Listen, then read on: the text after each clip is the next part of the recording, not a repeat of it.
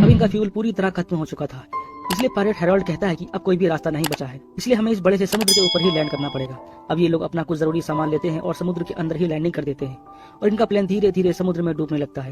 Harold की seat belt तो खुल जाती है, लेकिन टोनी और जीन की सीट बेल्ट नहीं खुलती और उस प्लेन के साथ साथ ये लोग भी डूबने लगते हैं। इससे पहले ये दोनों डूबते तभी इनकी सीट बेल्ट खुल जाती है और ये दोनों ऊपर आ जाते हैं और ये तीनों एक एयरबोट में बैठ जाते हैं। ये लोग उस हादसे से तो बच गए थे, लेकिन इनका आगे का सफर इतना भी आसान नहीं था, क्योंकि ये लोग दक्षिण प्रशांत महासागर के बीचों बीच में थे और इनके पास खाना पानी भी नहीं था और दूर दूर तक जमीन का भी कोई पता नहीं था और इसके बारे में इन्हें कुछ भी पता नहीं होता।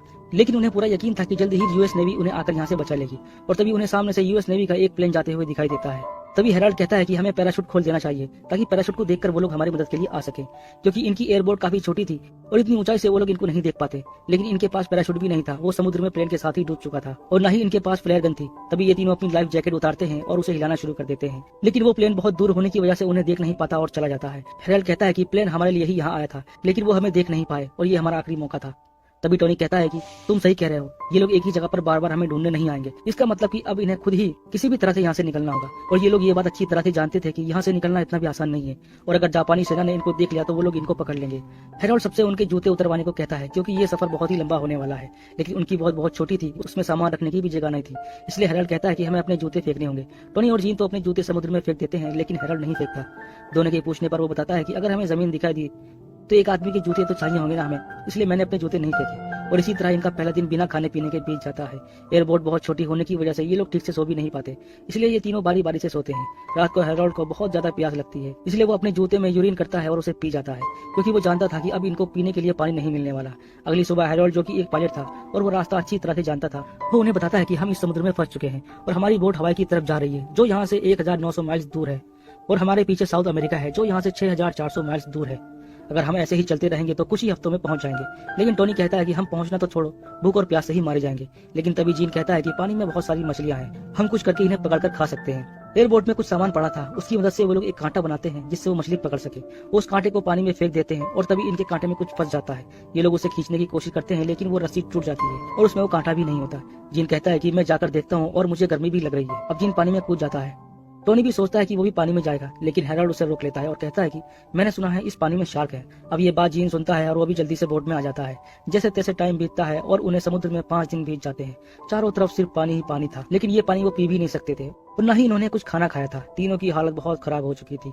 टोनी बर्दाश्त नहीं कर पाता और वो समुद्र का पानी पीने की कोशिश करता है, लेकिन हेरोल्ड उसे रोकता है और कहता है कि ये पानी तुम्हारे शरीर को और भी ज्यादा सुखा देगा। दरअसल ये तीनों हेरोल्ड की वजह से ही यहाँ फंसे हैं, क्योंकि वो वेस्ट की तरफ जा रहा था और वो जीन से पूछता है कि क्या हम सही जा रहे हैं, और रेडियो पर उन्हें बताया जाता है कि तुम्हें ईस्ट की तरफ जाना है। और हेरोल्ड की गलती की वजह से ये लोग रास्ता भटक गए थे और फ्यूल खत्म होने की वजह से ये लोग समुद्र में फंस चुके थे। तभी हेरोल्ड को याद आता है कि उसकी शर्ट की जेब में एक पेंसिल है, जिसे देखकर वो खुश हो जाता है। वो पेंसिल निकालता है और कहता है कि इससे हम एक मैप बना सकते हैं, जिससे हमें पता चलेगा कि हम कहाँ पर हैं। इसके बाद वो एक मैप बनाना शुरू कर देता है, जिसके बाद उसे अपनी लोकेशन के बारे में पता चलता है। तब वो कहता है कि हमें अपनी बोट को हवा के साथ बहने से रोकना होगा और उनके पास लाइफ जैकेट और जो भी सामान था उससे वो एक लंगर बनाते हैं, जिससे उनकी बोट एक जगह पर रुक जाएगी और जब हवा का रुख बदलेगा तब ये लोग उस लंगर को निकाल देंगे ताकि बोट उसी तरफ जाए जहाँ इनको जाना है।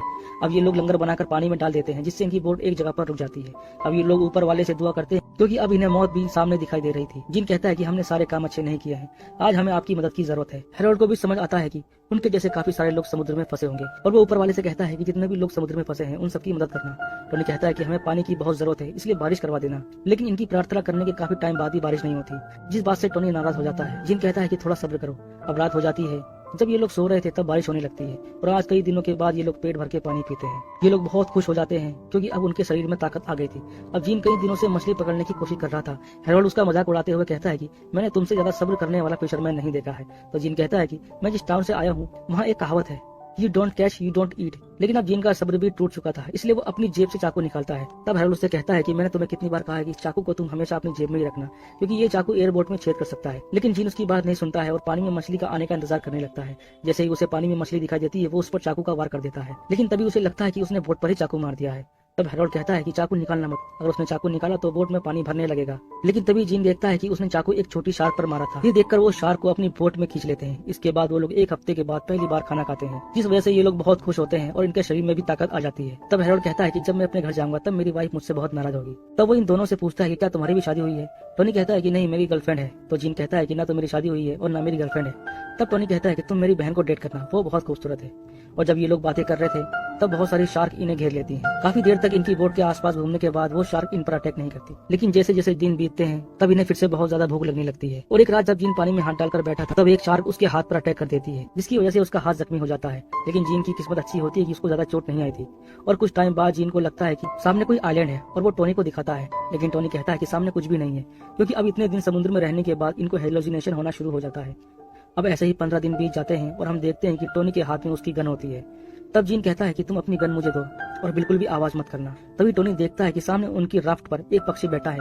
तभी जीन उस पर गोली चलाता है और गोली उसे लग जाती है, लेकिन वो समुद्र में गिर जाता है। हैरोल्ड की नींद भी खुल जाती है और जब वो देखता है कि पक्षी पानी में गिरा है तो वो बिना कुछ सोचे समझे समुद्र में कूद जाता है और उस पक्षी तक पहुंच जाता है। जैसे वो उस पक्षी को उठाता है तो वो देखता है कि उसके पीछे एक बहुत बड़ी शार्क आ रही है। इससे पहले शार्क उस पर अटैक कर पाती वो राफ्ट पर आ जाता है और शार्क उनकी राफ्ट के नीचे से निकल जाती है और हैरोल्ड बच जाता है और उन्हें खाना भी मिल जाता है। आज कई दिनों बाद ये लोग खाना खाते हैं और इतने दिनों तक समुद्र में रहने के बाद इनके दिमाग पर भी असर होना शुरू हो जाता है। इन्हें अजीब अजीब सपने आ रहे थे और देखते देखते टाइम बीत जाता है और उन्हें 20 दिन हो गए थे। सुबह होने पर हैरोल्ड देखता है कि ये दोनों भी सोए हुए हैं और कोई भी हवा का रुख नहीं देख रहा है। ये देखकर वो गुस्सा होता है और उन्हें बोलता है कि मैंने तुम्हें ऑर्डर दिया था और तुम सो रहे हो।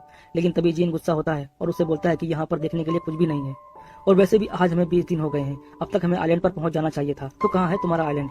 तो हैरोल्ड कहता है कि मैंने उसका एक रफ मैप अपने दिमाग में बनाया था, हम जल्दी ही पहुंच जाएंगे। ये सुनकर वो दोनों हैरोल्ड पर गुस्सा हो जाते हैं और कहते हैं कि तुमने एक रफ मैप बनाया है, यानी तुम्हें सही से कुछ भी नहीं पता कि हम कहाँ हैं। इस बात से जीन बहुत गुस्सा हो जाता है और कहता है कि तुम्हारी वजह से ही हम इस समुद्र में फंसे हुए हैं, क्योंकि तुम्हें पता नहीं चला कि हमें कौन सी डायरेक्शन में जाना है। जब हम प्लेन में थे तुम अपने डायरेक्शन को भूल गए थे और ईस्ट की जगह वेस्ट चले गए थे और तय की हुई जगह से इतनी दूर आ गए थे कि हमारा रेडियो भी आउट ऑफ रेंज हो गया था। हैरोल्ड भी अपनी गलती मानता है और कहता है कि जब हम प्लेन में थे तब उसकी आंख लग गई थी और जब उसकी आंख खुली तो उसने देखा कि वो लोग बहुत दूर आ चुके हैं और उनके रेडियो का सिग्नल भी नहीं मिल रहा था और सिग्नल ना मिलने की वजह से वो लोग बार बार इधर उधर घूम रहे थे, जिसकी वजह से उनका फ्यूल भी खत्म हो गया था। यानी कि सारी गलती हैरोल्ड की होती है। वो इन दोनों से माफी मांगता है और रोने लगता है। अब जीन उस मैप को उठाता है जो हैरोल्ड ने उसकी लाइफ जैकेट पर बनाया था। अब ये मैप ही उनको उनकी मंजिल तक लेकर जाएगा। अब यहाँ हैरोल्ड को एक आइडिया आता है और उसके पास जो जूते थे वो उनको काट लेता है और उनसे चप्पू बना लेता है ताकि जिस दिशा में भी ये लोग जाना चाहें वहाँ वो जा सकते हैं। अब ये देखकर टोनी बहुत खुश हो जाता है और कहता है कि जो कोई भी सबसे पहले आइलैंड देखेगा वो बाकी 2 लोग उसे डिनर कराएंगे। लेकिन इनका रास्ता इतना भी आसान नहीं था और इनको पूरे 30 दिन हो चुके थे इस विशाल समुद्र में। इन लोगों में एक दूसरे से बात करने की भी ताकत नहीं थी, क्योंकि ये तीनों बहुत भूखे प्यासे थे और उसी रात बारिश होने शुरू हो जाती है, जिसकी वजह से इन्हें फिर से पानी मिलता है। लेकिन तभी ये देखते हैं कि सामने से बहुत बड़ा तूफान आ रहा है और ये लोग उस तूफान में फंस जाते हैं और इनकी बोट पलट जाती है। टोनी जिसको तैरना नहीं आता था वो भी खो जाता है। तभी वो देखते हैं कि टोनी एयरबोट की तरफ होता है और बड़ी मुश्किलों से वो लोग एक एक करके एयरपोर्ट में चढ़ जाते हैं और इसी तरह इस खतरनाक तूफान में ये लोग रात बिताते हैं। अगली सुबह हम देखते हैं कि इन तीनों की हालत बहुत ही ज्यादा खराब होती है। ये लोग अब समझ चुके थे कि अब ये जिंदा नहीं बचेंगे। इन लोगों को हेलुसिनेशन होने लगता है। हैरोल्ड अपनी वाइफ को याद करके रोता है। वहीं जीन को टोनी की बहन दिखाई देती है। वो टोनी से कहता है कि मुझे तुम्हारी बहन दिखाई दे रही है। ये सब सुनकर हैरोल्ड बहुत दुखी होता है और कहता है कि मुझे नहीं पता था कि ये सब इस तरह होगा, मुझे माफ कर दो। तभी टोनी बहुत हिम्मत करके बोलता है और कहता है कि हम बहुत दूर आ चुके हैं, हम इस तरह हिम्मत नहीं हार सकते, और वो चप्पू चलाना शुरू कर देता है और उसे देखकर उन दोनों में भी हिम्मत आ गई थी। अब 34 दिन बीत जाते हैं और ये लोग एक जिंदा लाश की तरह पड़े होते हैं जिनके अंदर बात करने की भी ताकत नहीं थी। उसी हालत में टोनी कहता है कि मैंने एक सपना देखा है जहाँ मैं एक गर्म खेत में था। तभी हैरोल्ड कहता है कि मैं भी ये सपना 2 बार देख चुका हूँ। तभी हैरोल्ड समुद्र का पानी पीने लगता है। दरअसल उसने मान लिया था कि अब ये लोग नहीं बचने वाले। और तभी जीन कहता है कि मुझे सामने की तरफ कुछ हरा दिख रहा है, पता नहीं वो शायद मेरा हेलोजिनेशन है या सच है। जब ये दोनों उठकर देखते हैं तो उन्हें सामने एक आइलैंड दिखाई देता है। ये लोग बहुत खुश हो जाते हैं क्योंकि 34 दिन समुद्र में रहने के बाद इन्हें कोई आइलैंड दिखाई देता है। ये लोग बहुत जोर जोर से अपने राफ्ट को उस दिशा में धकेलना शुरू कर देते हैं और फाइनली कुछ ही देर में ये लोग उस आइलैंड पर पहुंच जाते हैं। 34 दिनों बाद आज इन्होंने पहली